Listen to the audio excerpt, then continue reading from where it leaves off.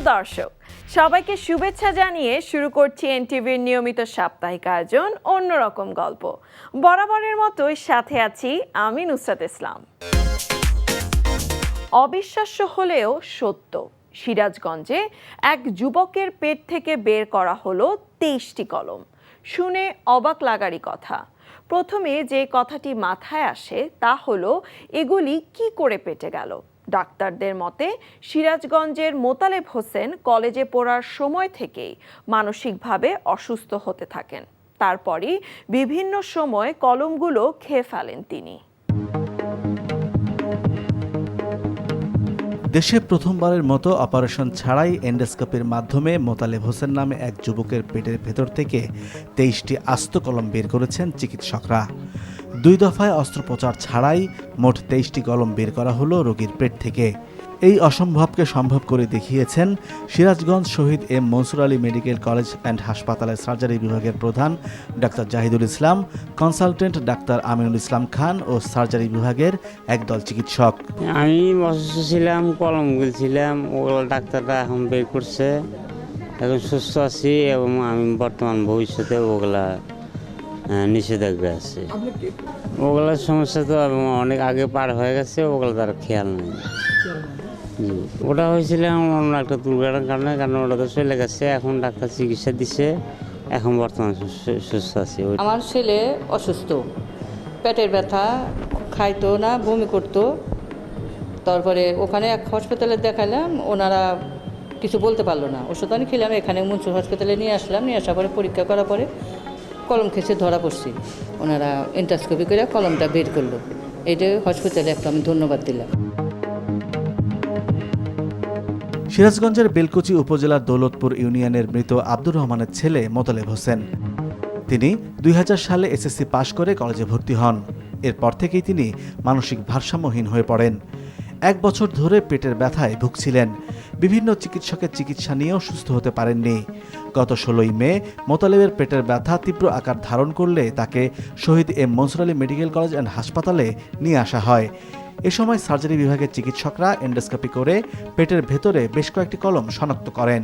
পরে 25শে মে ও 29শে মে এন্ডোস্কোপির মাধ্যমে কাটাছেঁড়া ছাড়াই তার পেট থেকে 23টি কলম বের করা হয়। গত 5 বছরে বিভিন্ন সময়ে সে কলমগুলো খেয়েছে বলে জানান চিকিৎসকরা। এই রোগীটি বেশ কিছুদিন হলো তার পেটে ব্যথা নিয়ে ভুগছিল। কোনোভাবেই ডায়াগনোসিস করা যাচ্ছিল না, বিভিন্ন প্রকার পরীক্ষা নিরীক্ষায় বা কোনো ডায়াগনোসিস হলেও কনক্লুশন হচ্ছিল না। অবশেষে আমাদের এখানে ভর্তি হয়। আমরা শেষে সিদ্ধান্ত নেই যে আমরা এন্ডোস্কোপি করে আসলে দেখতে যাই যে পেটের মধ্যে কোনো সমস্যা আছে কিনা পাকস্থলীতে। তো এন্ডোস্কোপি একটা নলের মতো একটা যন্ত্র, যেটা মুখ দিয়ে গলা দিয়ে ঢুকে পেটে পাকস্থলী দেখা যায়, সেখান থেকে কিছু প্রসিডিওর করা যায়। আমরা এন্ডোস্কোপি করে পাকস্থলীতে ঢুকে তো আমরা অবাক, মানুষের পেটের মধ্যে কলম, তা আবার একটা না অনেকগুলো কলম। রোগীটি আসলে আগে থেকে মানসিক রোগী ছিল, সেজন্য সে কখন সে কলমগুলো খেয়েছে সে নিজেও সঠিকভাবে বলতে পারতেছে না বা স্মরণ করতে পারতেছে না। অবশেষে আমরা সিদ্ধান্ত নিলাম যে রিস্কি হলেও এই কলমগুলো বের করে দিতে হবে এবং এন্ডোস্কোপি করে বের করব। আমরা একটা একটা করে কলম বের করতে থাকলাম, যেখানে রক্তক্ষরণের ভয় ছিল, যেখানে ইনজুরি হওয়ার ভয় ছিল। যাই হোক, আমরা 15টি কলম বের করতে প্রায় 3 ঘন্টার মতো সময় লেগে গিয়েছে, কারণ কলমগুলো একটা একটা করে আলাদা আলাদাভাবে ধরে ধরে বের করে নিয়ে আসতে হয়। এটা আমাদের জন্য অনেক চ্যালেঞ্জিং কাজ ছিল, কারণ আপনি জানেন পাকস্থলী খুব নরম একটা মাংসের লেয়ার থাকে, সেখানে কলমের শার্প পয়েন্টেড এন্ড লাগানো আছে। তো আমরা একটা বাই একটা স্নেয়ার এবং ডরমিয়া যে লুপ সেইগুলো ব্যবহার করে একটা বা একটা কলমের এন্ডকে রিসিভ করে ধরে সেটা স্টামাকের বা পাকস্থলীর ওয়াল থেকে খাদ্যনালী দিয়ে এবং শ্বাসনালীর পাশে খাদ্যনালীর উপর অংশ আপনি জানেন শ্বাসনালী আছে, এই কলমগুলো আবার বের করে নিয়ে আসা। কলমকে আসলে একটা পুরো আস্ত কলম গিলে ফেলাটা এটা খুবই এটা চিন্তা করাও যায় না। তো আমরা আসলে খুবই অবাক যে পেশেন্ট এতগুলো কলম, এটা অবশ্যই গত 4-5 বছরে হয়তো এগুলো সে খেয়েছে। বাংলাদেশে এমন সাফল্য এটাই প্রথম। অত্যাধুনিক ভিডিও এন্ডোস্কোপি মেশিনের মাধ্যমে পেটের ভেতর থেকে 23টি কলম বের করে আনা বাংলাদেশে বিরল ঘটনা। মেডিকেল সায়েন্সের ইতিহাসে বিনা কাটাছেঁড়ায় রোগীর পেট থেকে এতগুলো কলম বের করার ঘটনা এটিই প্রথম বলে দাবি ওই হাসপাতালের চিকিৎসকদের। এই সফলতা ধরে রাখতে চায় Shahid M Mansur Ali medical college ও হাসপাতালের চিকিৎসকরা।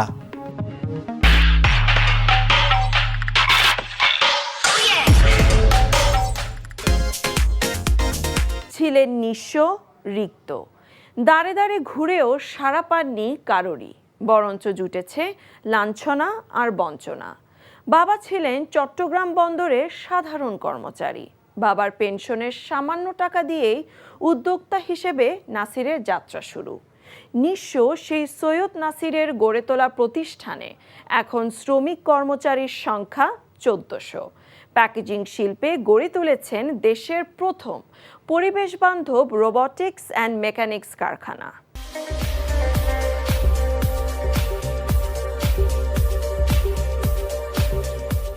চট্টগ্রামের সৈয়দ নাসির ভাইদের কেউ ডাক্তার, কেউ ইঞ্জিনিয়ার, কেউ ঊর্ধ্বতন সামরিক কর্মকর্তা।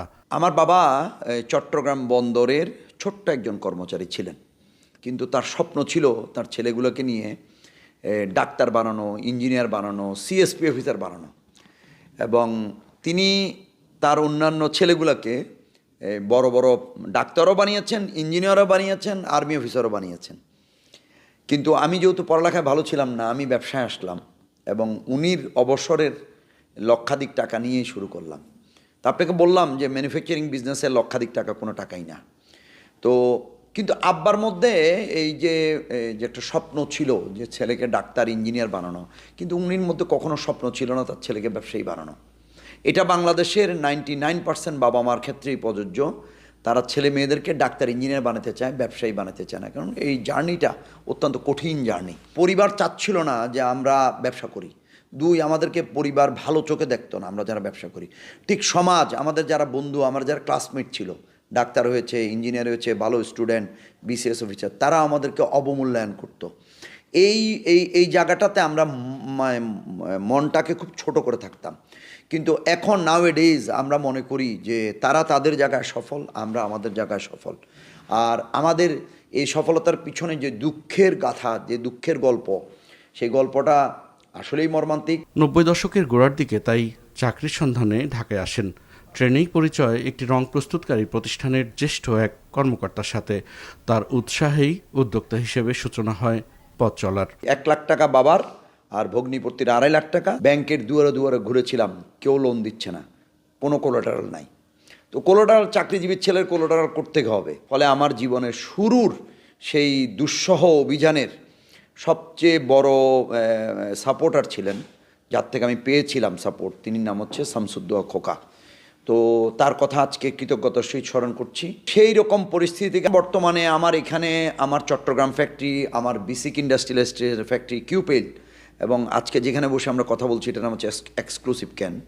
এই তিনোটা ফ্যাক্টরিতে আমাদের বর্তমানে কর্মকর্তা কর্মচারীর সংখ্যা মিলে সবগুলো মিলে 1400-র কাছাকাছি, 1400। আলহামদুলিল্লাহ, এটা আল্লাহর অনেক দয়া এবং মেহেরবানি। আর আমি আরেকটা জিনিস বারবার বলি যে বড় হওয়ার পিছনে নিজের অবদান যতটুকু, তার চেয়ে বেশি অবদান হচ্ছে উপরওয়ালার। আপনি অনেক কিছুই জানেন, অনেক কিছুই পারেন, কিন্তু উপরওয়ালার দয়া ছাড়া আপনি অনেক কিছুতেই সফলতা পাবেন না। এই 1400 মানুষ নিয়ে একসাথে আছি, এটার মধ্যে আমি মানে মালিক শ্রমিক সম্পর্ক দেখি না বা দেখার চেষ্টাও করি না। আসলে আমরা একটা পরিবার, এই পরিবারের মধ্যেই এই কোম্পানিটার বড় হওয়া। এইটাকে যদি নিজের পরিবার মনে না করি বা তৈরি করতে না পারি, তাহলে কিন্তু সামনে আগানো যাবে না। সন্ধ্যাবেলা যে নাস্তা, এই একটা সিঙ্গারার টাকা জোগাড় করার জন্য তখন অনেক কষ্ট করছি। আমি প্রত্যেকটা মেশিন নিজের হাতে চালাইছি, ফ্যাক্টরিতে নিজে বসে বসে মাল বানাচ্ছি। আমার হাতের এখানে একটা দাগ আছে, আমার মেশিন ছুটে গেছিল, হাত কাটছে, এরকম অ্যাক্সিডেন্ট হয়েছি, মাথা ঘুরে পড়ে গেছি ফ্যাক্টরিতে, এরকম অনেক গল্প আছে। তো এই ব্যাপারটা আসলেই অত্যন্ত অস্বস্তিকর এখন, কিন্তু মনে করি যে না, এটা লজ্জা পাওয়ার কিছু নেই। আমাদের বেড়ে ওঠা বা আমাদের আজকের এই অবস্থানটা সেখান থেকেই উঠা। তো অনেকে এটাকে বলে জিরো থেকে উঠা। তো বন্ধুরা তখন সন্ধ্যাবেলা আড্ডা মারতো, আমরা তখন সন্ধ্যায় কাজ করতাম, কারণ নিজের ফ্যাক্টরি, নিজের কাজ। আমি যত বেশি কাজ করব, ওয়ার্কাররা তত বেশি কাজ করবে। দুই, আমার কাজ একটা ওয়ার্কারের কাজকে সেভ করবে। তখন মানসিকতাটা ছিল এরকম, উৎপাদন খরচ কমাবে, নিজের সক্রিয় অংশগ্রহণ, নিজের স্বতঃস্ফূর্ত অংশগ্রহণ ওয়ার্কারকে যেমন কমাবে, বাকি ওয়ার্কারদেরকে এনকারেজ করবে।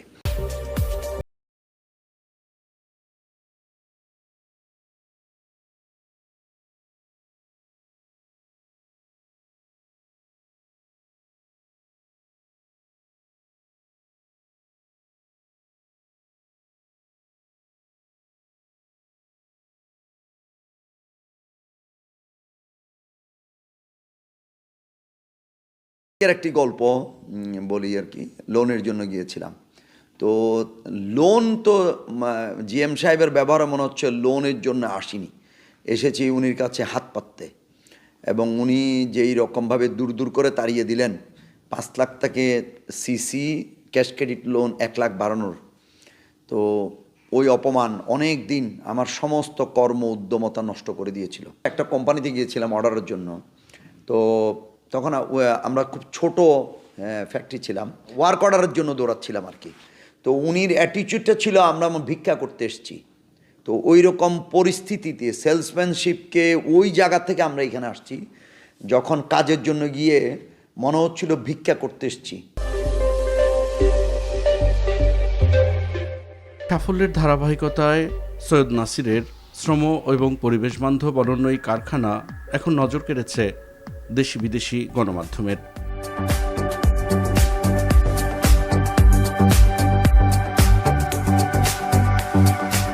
সৈয়দ নাসিরের মতে কারখানায় গড়ে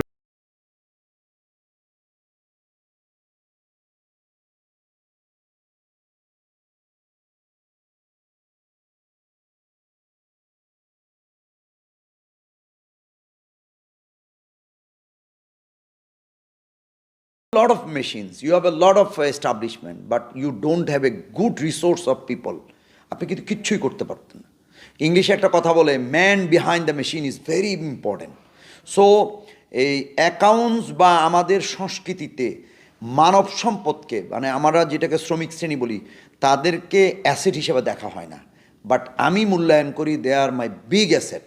আমি ব্যালেন্স শিটে এই অলিখিত পার্টটাকে খুব গুরুত্ব দিই, যে আমার সাথে কত দক্ষ জনবল আছে, কত যারা নিজেদেরকে ওনারশিপ ফ্যাক্টরিতে নিতে পারে, তাদের পরিমাণ কেমন, এবং সেটার উপর ভিত্তি করে আমি মনে করি আমি সামনে কত দূর এগোতে পারবো, এবং সেটার উপরে আমাদের সফলতা। আপনাকে অকপটে বলতে চাই যে আমি কেউকে কখনো নাম ধরে ডাকি না, সবসময় ভাই আর সালাম আমি আগে দিই, আর সর্বোপরি আমরা খানা খাই একসাথে সবাই, সমস্ত শ্রমিক, সমস্ত কর্মকর্তা, ইঞ্জিনিয়ার সাহেব, আমরা এক টেবিলে এক ক্যান্টিনে বসে ভাত খাই, এবং আমরা সবখানেই এই সমতাটা, হ্যাঁ, আমি মনে করি আজকে আমাদের যে সামাজিক অস্থিরতা, তার পিছনে সবচেয়ে বড় অবদান হচ্ছে যে আমাদের সমাজ বৈষম্যহীনভাবে বেড়ে উঠতেছে। এই বৈষম্যহীন সমাজ কখনো সাস্টেনেবল সমাজ উপহার দিতে পারবে না। আমার ফ্যাক্টরিও, আমি এই সেন্সেই বলি, আমার ফ্যাক্টরিকে আরও সামনে এগোতে হলে, আমাকে আরও বহুদূর যেতে হলে, আমাদের শ্রমিক কর্মচারী এদেরকে আমার সব সময় সম্পদ মনে করতে হবে এবং সহযোগী মনে করতে হবে। আর তাদের উপর ভর করেই ক্রমেই বাড়ছে তার কারখানার সংখ্যা। আগামী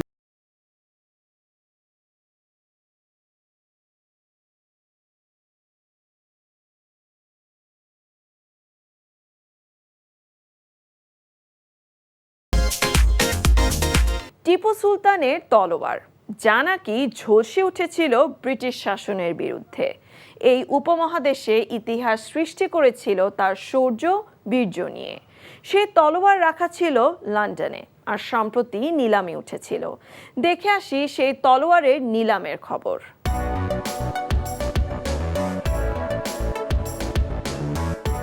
এবার 1,40,00,000 পাউন্ডে বিক্রি হয়েছে ভারতীয় শাসক টিপু সুলতানের তলোয়ার। টিপু সুলতানের বিখ্যাত তলোয়ারটি নিলামে তোলা হয় লন্ডনের বার্নহ্যামস নিলাম হাউসে। তলোয়ারটি নিলামের ধারণার চেয়ে 7 গুণ বেশি দামে বিক্রি হয়।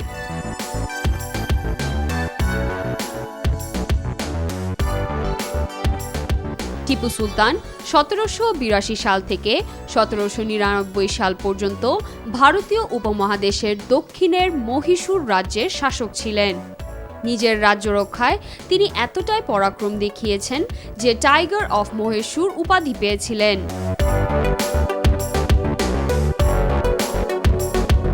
তার আমলে ভারতের সবচেয়ে গতিশীল অর্থনীতির রাজ্য ছিল মহীশূর। 1799 সালের 4 মে ব্রিটিশ বাহিনী মহীশূরের রাজধানী সেরিঙ্গাপটমে আক্রমণ চালিয়ে টিপু সুলতানকে হত্যা করে। টিপু সুলতানকে হত্যার পর তার প্রাসাদ লুট করে ব্রিটিশ সেনাবাহিনী। প্রাসাদের অন্দরমহলে তলোয়ারটি পাওয়া যায়। ব্রিটিশ মেজর জেনারেল ডেভিড বিয়ার্ডকে তার সাহসের স্মারক স্বরূপ তলোয়ারটি দেয়া হয়। টিপু সুলতান তার শয়ন কক্ষের ছাদ থেকে ঝুলিয়ে রাখা একটি হ্যামকে ঘুমাতেন, পাশে থাকত এই তলোয়ার।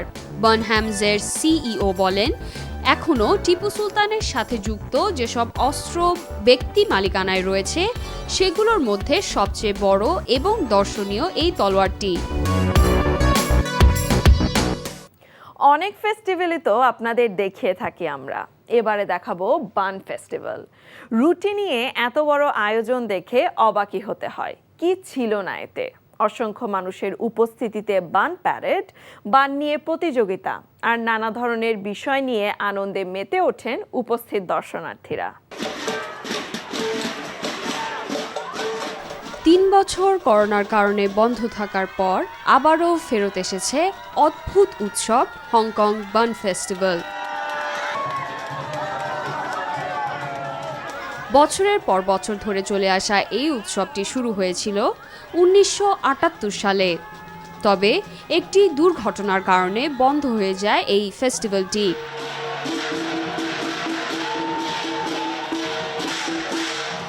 অনেক দিন বন্ধ থাকার পর 2005 সালে আবারও শুরু হয় বান ফেস্টিভ্যাল। এই ফেস্টিভ্যালে আসা সবাই অনেক আনন্দিত। 3 বছর পর আবার আমরা বান ফেস্টিভ্যাল করতে যাচ্ছি।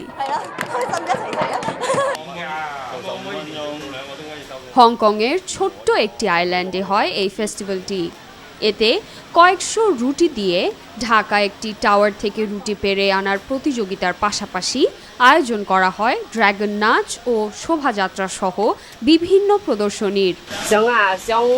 এবারের অংশগ্রহণকারীরা ফেস্টিভ্যালটির জন্য প্রস্তুতি নিতে বেশি সময় পায়নি, তাই আমরা তাদের সমর্থন করছি। প্রতি বছর গৌতম বুদ্ধের জন্মদিনকে ঘিরে পুরো সপ্তাহ জুড়ে এই উৎসব উদযাপন করা হয়। উৎসবের আরও একটি গুরুত্বপূর্ণ অংশ হল পিক সিক নামের শোভাযাত্রা। এতে শিশুরা ঐতিহ্যবাহী পোশাক পরে অংশ নেয়। বাকিদের বাজনার তালে তালে ঐতিহ্যবাহী ড্রাগন নাচ সহ বিভিন্ন প্রদর্শনী শোভাযাত্রাকে আরও জাঁকজমকপূর্ণ করে তোলে। এই বান ফেস্টিভ্যালের মাধ্যমে আমরা সবার মঙ্গল কামনা করছি।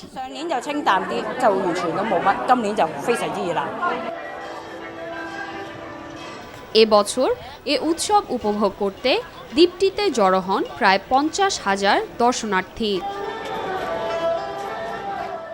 চলে এসেছি অনুষ্ঠানের একেবারে শেষ প্রান্তে। প্রতি সপ্তাহে দেশ বিদেশের বিস্ময়কর ও মজার সব খবর নিয়ে দেখা হবে আবারও। কেমন লাগলো আমাদের আয়োজন বা কোনো পরামর্শ থাকলে জানাতে পারেন চিঠি লিখে। আমাদের কাছে চিঠি লেখার ঠিকানা প্রযোজক অন্যরকম গল্প, NTV BSCC ভবন, 102 কাজী নজরুল ইসলাম অ্যাভিনিউ, কারওয়ান বাজার, ঢাকা 1215। দেখা হবে আবারও আগামী সপ্তাহে বুধবার সন্ধ্যা 6টা 45 মিনিটে। সে পর্যন্ত ভালো থাকুন, সুস্থ ও নিরাপদে থাকুন।